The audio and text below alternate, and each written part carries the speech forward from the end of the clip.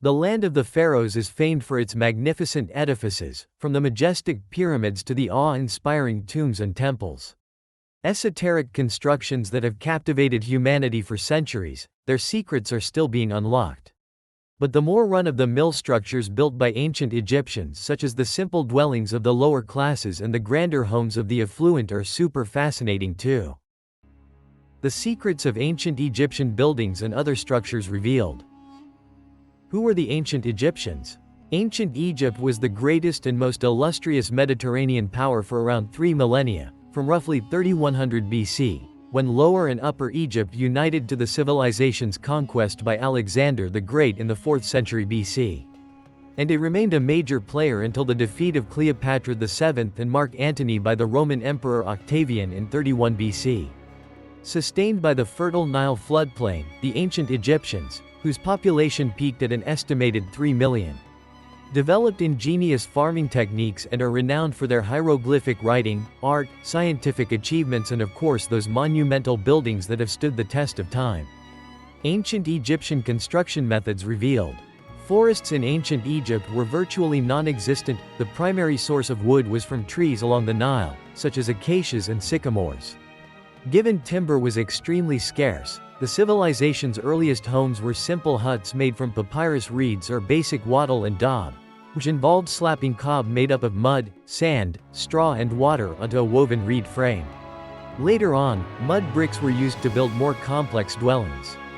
The mud was collected during the River Nile's annual flood, mixed with straw as well as sand and gravel from the desert, which was then placed in molds to dry hard in the sun.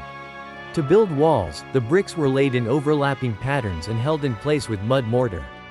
Roofs tended to be fashioned from palm logs, woven sticks and palm leaves, while reed mats covered the earth floors. Upper-class homes and sacred structures such as pyramids, temples and tombs were often made from far more sturdy sandstone, limestone and granite. The methods used to build the pyramids, particularly those at Giza, are still a subject of debate among scholars. The traditional view is that the pyramids were constructed using a series of ramps, either straight or zigzagging, that allowed the workers to move the massive stones to higher levels as construction progressed. New theories suggest that the pyramids were built by using sloping and encircling brick, earth and stone embankments that were enlarged as the structure rose. Remarkable feats of engineering, they seem impossible given the technology of the time. It's been surmised that the stone blocks that make up the pyramids were hoisted up ramps on the embankments using sledges, rollers and levers, but how they were transported to the construction sites from distant quarries is even more baffling. Recent discoveries indicate the workers wet the desert sand to make it easier to haul the weighty stones on sledges and that they exploited a long dried-up tributary of the Nile. From this, they purportedly constructed a network of canals and basins that linked the quarries to the Giza plateau so they could transport the stones by boat. But there's no consensus on how the stones were moved, while the methods the ancient Egyptians used to quarry and cut the exceptionally hard granite are still shrouded in mystery. Inside the homes of ordinary ancient Egyptians. Early in the civilization, the ancient Egyptians lived in reed or wattle and daub huts supported by poles. They upgraded to mud brick houses during the First Dynasty from around 2925 to 2775 BC. However, the lower classes used simple wattle and daub structures or dwellings that combined mud brick and wattle and daub for a long time after that. The homes of the poorest people were no more than 1 brick thick and very basic. Homes of better-off workers. Scribes and other ordinary folk tended to follow an identical design and would have had double-thick brick walls. These houses were at the mercy of the elements and had to be rebuilt frequently. Few have survived, unlike the pyramids and other extra durable sandstone, limestone and granite structures. The walls of these simple homes were dotted with magical bricks made from finer Nile clay that were embedded with amulets to ward off evil. Spanning around 860 square feet, the typical worker's home comprised 2 to 4 rooms separated by reed screens, along with a kitchen, a cellar or two and an enclosed courtyard where animals were kept. Wood was in short supply, so its use was restricted to doorways, the odd piece of furniture and ceiling support, with the flat roof consisting of palm logs, woven sticks and palm leaves. Windows were small and positioned high on the walls to reduce harsh sunlight entering the home. Furniture was minimal in the houses of ordinary ancient Egyptians. They slept either on the floor atop reed mats, or on mat-covered mud brick benches. These were used for sitting during the day too, though most ancient Egyptians owned stools. The poorest had to make do with woven papyrus versions, but the more well-to-do workers could stretch to wooden stools with leather or wool seats. Tables were uncommon in modest abodes, with wooden boards or tall stands used to hold food and other items. While foodstuffs, clothing and household goods were stored in woven reed chests, boxes, baskets and clay pots. Other furnishings that would have featured in a typical lower-class home include a simple shrine to the household gods or a statue of a deity, and multiple pottery oil lamps. In contrast, the homes of the elite were sumptuous affairs. Though mud brick was also used as a building material for the dwellings of the wealthy as well, sandstone or limestone was often used to construct the first floor. While the very rich could afford villas and palaces made entirely from stone, but even they frequently opted for mud brick. The walls were whitewashed to radiate heat away and keep the interiors cool. Built around a central courtyard with palm trees for shade and pools with fragrant lotus blossoms. The houses of the rich featured dozens of rooms with high ceilings supported by ornate columns. The interiors were decorated with colorful murals depicting hieroglyphics, animals, flowers, landscape scenes and images of the gods. Wealthy Egyptians enjoyed all the mod cons of the time, including private wells and aqueducts for fresh water, bathrooms and indoor toilets. As a form of air conditioning, their homes incorporated hooded wind catchers in the roofs, while clay pots were filled with cold water and moistened reeds or wet cloths were placed over the windows to promote evaporative cooling. Their homes also had large kitchens, separate servants' quarters, stables and granaries. Shrines to the gods would have been elaborate. In terms of furniture, the wealthy could afford pieces fashioned from expensive high-quality cedar wood imported from Byblos, present-day Lebanon. They owned high-end wooden stools, tables, chests and beds with soft mattresses and headrests carved with images of gods to protect them from demons. The moneyed denizens of ancient Egypt also had the means to acquire rugs shipped from Persia, gold vases, precious jewelry and statues from Nubia, as well as ebony and ivory ornaments from African kingdoms. They splurged on pricey cosmetics from present-day Iran and Afghanistan, as well as ostrich feather fans and mirrors made from highly polished Cypriot copper, which were great luxuries in the land of the pharaohs. The most cherished objects would have been buried with their owners for use in the afterlife instead of bequeathing them to relatives. Ancient Egypt's monumental structures. Unlike the overwhelming majority of mud brick houses, ancient Egypt's monumental pyramids, tombs and temples were built in areas unaffected by seasonal Nile flooding, and many have survived to the present day. The earliest tombs were rectangular mud brick constructions Egyptologists call mastabas. Tombs took the form of the iconic stone pyramids during the Old Kingdom around 2575 to 2130 BC. Temples, which tended to be built from stone, were of two types: cult and funerary. Cult temples were devoted to the worship of a particular god, while funerary temples were for venerating deceased pharaohs. Other monumental ancient Egyptian structures include fortresses, obelisks and gigantic statues, such as the Great Sphinx of Giza. Step Pyramid of Djoser. The first pyramid built by the ancient Egyptians, the Step Pyramid of the pharaoh Djoser, is the earliest important stone building in Egypt. It dates from the 27th century BC. Situated south of Cairo at the center of the Saqqara necropolis in what was once the kingdom's capital of Memphis, it began as a flat-roofed mastaba tomb and grew to become a six-tiered stone and clay structure standing around 60 meters, 197 feet, tall. The handiwork of the world's first named architect Imhotep, who was later worshipped as the god of wisdom and medicine, the pyramid was orientated to the cardinal points of north, south, east, and west, and was originally faced in dazzling white limestone. The original pyramid is thought to have been built as a way of protecting the pharaoh's burial place from tomb robbers.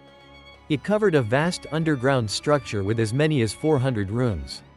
Thieves did eventually find a way in, though, and made off with its contents, which included Djoser's mummy, statues of the pharaoh and various gods, as well as other valuables.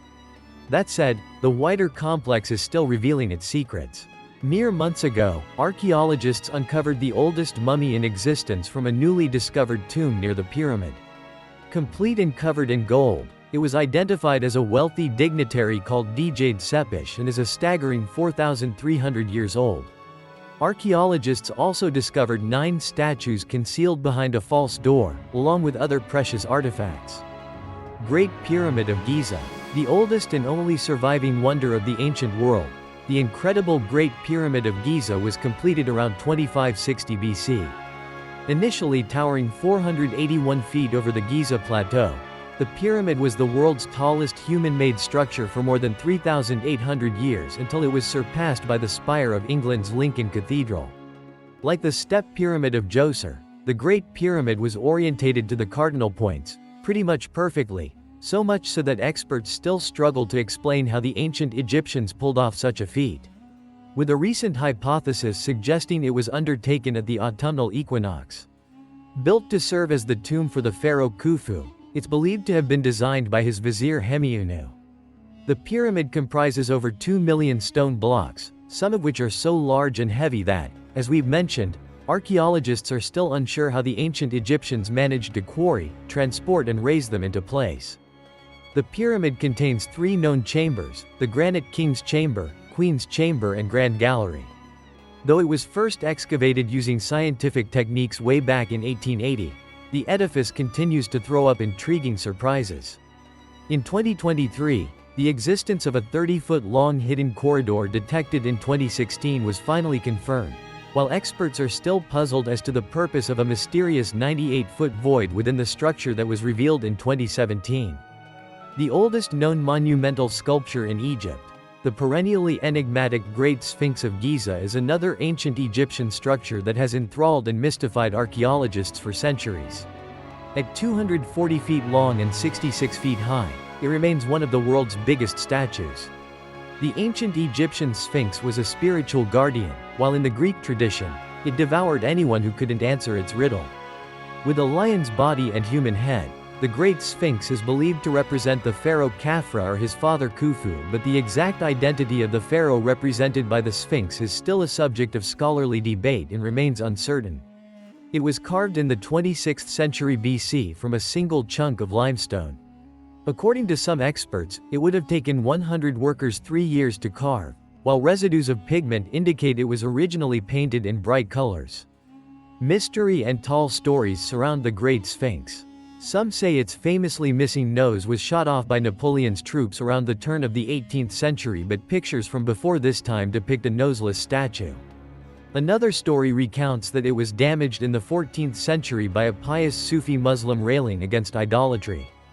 Madcap theories about the Great Sphinx abound, including one that contends it hides the fabled lost library of Atlantis and another that states the statue was built by aliens. Intriguingly, a recent study by New York University appears to confirm that the Great Sphinx's distinctive form was actually shaped by the weather rather than humans. Instead of starting it from scratch, stoneworkers simply tweaked the natural formation to create the striking sculpture.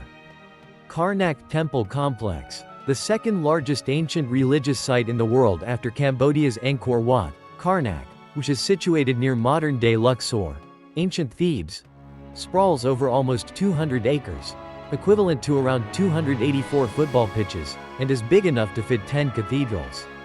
Construction began during the reign of Senusret I and continued for more than 1,000 years. The complex features a bewildering array of temples, kiosks, sanctuaries and other structures. But the most important building is the Temple of Amun-Re, which is renowned for its great hypostyle hall containing 134 massive columns. The leading place of worship during ancient Egypt's New Kingdom period, the complex wows with the spectacular Avenue of Sphinxes, a 1.7-mile-long road lined with 1,050 statues of sphinxes and rams that runs to Luxor Temple. Buried under sand for centuries, the thoroughfare was reopened to great fanfare in 2021 after years of excavations. One of the most magical features of the complex is the Khepri scarab statue. The scarab was the ancient Egyptians' #1 lucky charm. According to age-old superstition, walking around the sculpture 3 times counterclockwise will make you rich, 5 laps will cancel out envy and bring good fortune, while 7 laps will solve any romantic problems you may have and grant you your heart's desire. Cleopatra's Needles. Obelisks are among the best-known ancient Egyptian monuments. These spellbinding monoliths were commissioned by the pharaohs to honor dead kings and gods, particularly the sun deity Ra. They were originally placed at the entrance of temples. Incredibly, out of the approximately 30 obelisks that remain in existence, only a few still stand in Egypt. The majority are overseas. Italy has the lion's share. Its obelisks were plundered by the Romans following the death of Cleopatra VII, while other countries received obelisks as gifts. For example, the two obelisks known as Cleopatra's Needles were presented to the UK and USA in the 19th century. The UK's Cleopatra's Needle stands on the Victoria Embankment in London, while the USA's version graces New York's Central Park. Both obelisks date from the 15th century BC and have a height of around 69 feet.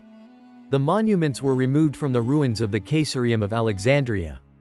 Transportation of the UK's Cleopatra's Needle was paid for by surgeon Sir Erasmus Wilson, while shipping for America's monolith was covered by railroad magnate William Henry Vanderbilt.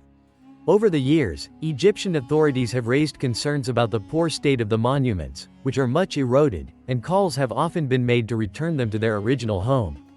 Mortuary Temple of Queen Hatshepsut. Considered one of the most glorious masterpieces of the ancient world, the Mortuary Temple of Queen Hatshepsut consists of a series of stunning column terraces that jut out from the cliffs of Deir el-Bahari near Luxor. Queen Hatshepsut was the fifth pharaoh of the 18th dynasty and the first known female ruler of ancient Egypt. Remarkably, she presented herself as a male ruler and often wore traditional male pharaonic attire, including a false beard, to legitimize her rule. Her mortuary temple was built during the 15th century BC. It was designed by courtier Senenmut, who was possibly the female pharaoh's lover. During the queen's reign, the approach to the temple was lined with Sphinx sculptures and the complex featured verdant gardens that couldn't be further from the barren land that surrounds it today. Sadly, the temple was vandalized over the centuries, but since 1961, the Polish Center of Mediterranean Archaeology has carried out extensive restorations. In 2021, the center's archaeologists discovered a myriad of artifacts in an unexplored tomb on the site, and earlier this year, two vibrantly decorated chambers were opened to the public thanks to their painstaking conservation work. Luxor Temple. The second of Luxor's primary temples, the first being Karnak, the eponymous place of worship, was constructed over hundreds of years on a site that housed a shrine commissioned by Queen Hatshepsut. The temple features additions undertaken in the reign of Tutankhamun, as well as Alexander the Great and various Roman emperors. Dedicated to the king of the gods Amun, together with his consort and son, the temple complex includes imposing pylons, sanctuaries and a colonnade hall, along with the magnificent avenue of the Sphinxes that links it with Karnak. The temple has been a place of worship since its inception, which is more than 3,500 years ago. The Romans converted part of it into a temple dedicated to the cult of the emperor. The sacred site then hosted a Coptic Christian basilica in its northeast corner. During the medieval era, a mosque was built over the ruins of the Christian church. Dedicated to local Saint Yusuf Abu al-Hajjaj, the mosque has been rebuilt and restored multiple times and remains a thriving place of worship. Serapeum of Saqqara. Founded in the 14th century BC, the Serapeum of Saqqara, which is situated south of Cairo near the step pyramid of Djoser, is the burial place for the sacred bulls of Memphis.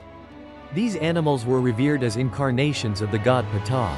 As revealed in the Channel 5 documentary Egypt's Greatest Treasures, the prized beasts were spoiled with a five-star lifestyle. They were fed gourmet foods and each had a harem of cows. The bulls were buried with great pageantry, and during the 19th century, the elaborate tombs of 64 of these animals were uncovered in the Serapeum's subterranean chambers. Among the 64 tombs, 24 granite coffins weighing up to 100 tons were discovered, but only one was intact. It was blown apart by dynamite to reveal a huge mummified bull. The necropolis didn't just house the tombs of the sacred bulls. It also served as a human and pet cemetery and contains an astounding 8 million mummified dogs, 4 million ibis mummies and thousands of mummified cats, crocodiles and other animals. Only a fraction of this supersized city of the dead has been excavated, so there could be many more. The 3,000-year-old, lost golden city of Sood Aden. Despite centuries of archaeological exploration and excavations, jaw-dropping ancient Egyptian buildings and even entire cities are still being discovered. As recently as 2020, Egypt's largest known ancient metropolis was uncovered by archaeologists. Dubbed the Lost Golden City, Soad Aten, Rise of Aten, near modern-day Luxor, ancient Thebes, was established during the 14th century BC. Regarded as the most important archaeological discovery in Egypt since the tomb of Tutankhamun around 100 years ago, the find has been likened to an Egyptian Pompeii. While the precise size of the city hasn't been figured out as yet, its dimensions appear to be immense. So far, archaeologists have unearthed the remains of extensive city walls, residential areas and administrative districts, as well as a wealth of artifacts, from scarab amulets to pottery. Abu Simbel temples. Abu Simbel is the site of two extraordinary temples built under Ramses II during the 13th century BC. Carved from a sandstone cliff in modern-day Aswan in southern Egypt, the temples are resplendent with gigantic statues of the pharaoh, which are truly a sight to behold. Their construction is wildly impressive, but so is the mind-blowing engineering project undertaken in the 1960s that moved them to their present site. In what was one of the greatest challenges of archaeological engineering in history, the temples were cut into large blocks, dismantled, lifted and reassembled 213 feet above and 653 feet further inland from their original location. The unprecedented project was carried out to save the monuments from being submerged by the rising waters of the Nile caused by the construction of the Aswan Dam. In addition to moving the temples, engineers even went as far as building a hollow artificial cliff to assemble the structures on. Lighthouse of Alexandria. One of the seven wonders of the ancient world, the Lighthouse or Pharos of Alexandria is another exceptional feat of engineering completed around 280 BC during the reign of Ptolemy II. It had an estimated height of more than 350 feet, making it the tallest structure on the planet that wasn't a pyramid at the time of its creation. Arguably the first real attempt at a skyscraper, the soaring structure was one of the world's first lighthouses, but as it was designed by the Greek architect Sostratus of Cnidus, it was technically a Hellenistic construction commissioned in Egypt. The lighthouse featured three sloping tiers, a square at the base, topped with an octagon and then a cylinder, while the apex was crowned by a statue of either Alexander the Great, Poseidon or Helios. Just beneath the statue, a raging fire burned at night that could be seen from up to 33 miles away. Shown here is a replica in China's window of the World Cultural Park. As well as saving friendly ships from being wrecked, the lighthouse is said to have served a defensive purpose. Legend has it the building's prismatic lenses could set enemy ships alight. Death ray style, while fire is said to have been sprayed from the top on hostile forces below. The lighthouse stood for over 1,600 years until it was toppled by an earthquake in 1323. Taposiris Magna Temple. This temple in Alexandria dedicated to Osiris, the Egyptian god of death, is believed by some, though refuted by many, to be the final resting place of ancient Egypt's last ruler, Cleopatra VII and her lover, the Roman general Mark Antony. According to legend and lore, the queen died by suicide in 30 BC following the defeat of Egypt by Rome's Emperor Octavian by allowing an asp, Egyptian python, to inflict a fatal bite, while Mark Antony is said to met the same fate by his own sword. Classical historians Suetonius and Plutarch suggested that Octavian allowed the couple to be buried together. Their tomb has never been found, but the Taposiris Magna Temple is the most likely location, according to some experts, most notably archaeologist Kathleen Martinez. Martinez recently uncovered a 4,300-foot tunnel on the site, which is an exact replica of Greece's Eupalinos tunnel. That tunnel is regarded as one of the most important engineering achievements of antiquity. But even though the esteemed architect found a number of artifacts there, including coins featuring Cleopatra VII, the tomb remains elusive. Indeed, other experts have discounted the idea based on the fact the ancient Egyptians never buried their dead in temples, which were exclusively devoted to worship. Thank you for watching. Please don't forget to like and subscribe.